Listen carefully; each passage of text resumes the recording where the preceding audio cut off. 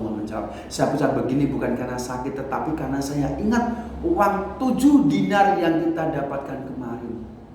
Sore ini uang itu masih ada di bawah kasur dan kita belum menginfakkannya. Subhanallah.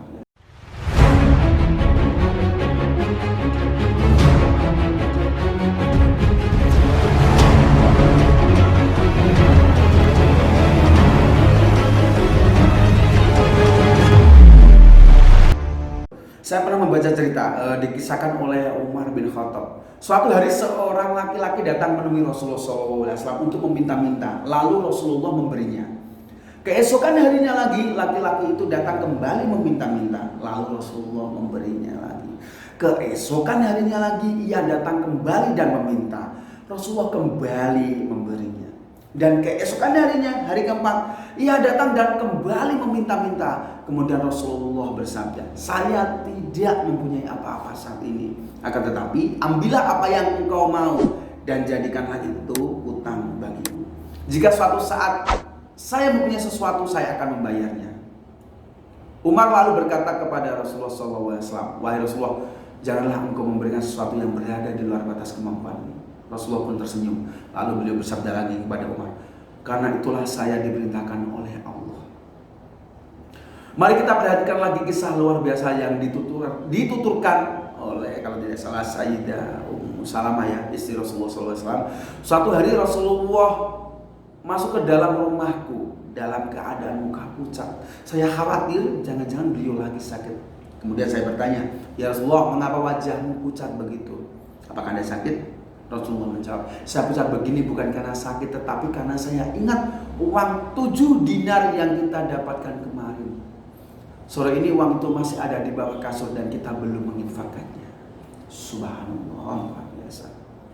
Demikianlah sebagaimana luar biasanya Rasulullah SAW. Beliau pucat pasti bukan karena sakit, bukan karena kurangnya uang dan kekayaan, namun karena ada uang yang masih tersimpan yang belum diinfakkan.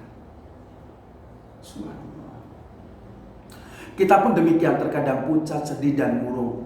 Namun bukan karena ada uang yang belum diinfakkan, mas sebaliknya karena uang belum bertambah, belum banyak, belum sesuai target, dan tidak peduli apakah telah berinfak atau belum.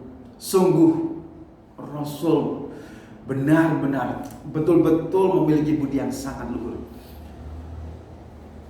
Saudaraku, sejatinya harta bukanlah tujuan, akan tetapi di antara perantara untuk mendekatkan diri kepadanya. Kekayaan bukan akhir pencarian, akan tetapi sarana untuk lebih mengabdi kepadanya. Karena itu Jabir menuturkan, Rasulullah SAW tidak pernah mengatakan tidak manakala beliau diminta. Ini menurut hadis kata saya.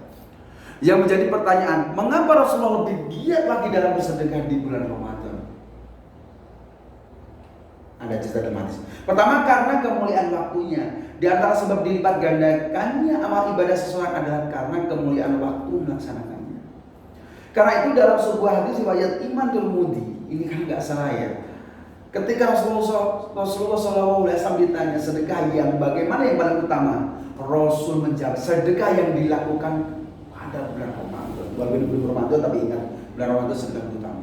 Kedua, membantu orang-orang yang berpuasa untuk lebih mendekatkan diri kepada Allah. Rasulullah bersabda, barang siapa yang memberikan berbuka kepada orang yang sedang berpuasa, maka pahalanya sama dengan orang yang berpuasa itu tanpa berkurang sedikit pun. Bayangkan betapa banyaknya pahala mereka yang bersedekah pada bulan suci Ramadan kepada mereka yang berpuasa. Di samping meraih pahala mereka, juga apabila mereka mendoakan akan dikabulkan. Orang yang beramal di bulan Ramadan akan mudah dikabulkan doanya.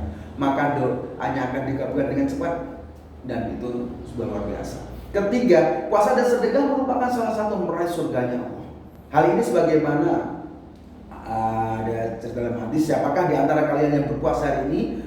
Abu Bakar menjawab, saya Rasulullah. Rasul kembali bertanya, siapa di antara kalian yang hari ini mengantar orang yang meninggal dunia? Abu Bakar menjawab, saya Rasulullah.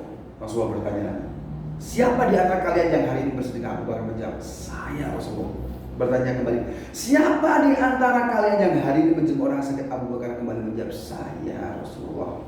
Rasulullah kemudian bersabda, siapa yang melakukan amalan di atas dalam satu hari, maka baginya surga.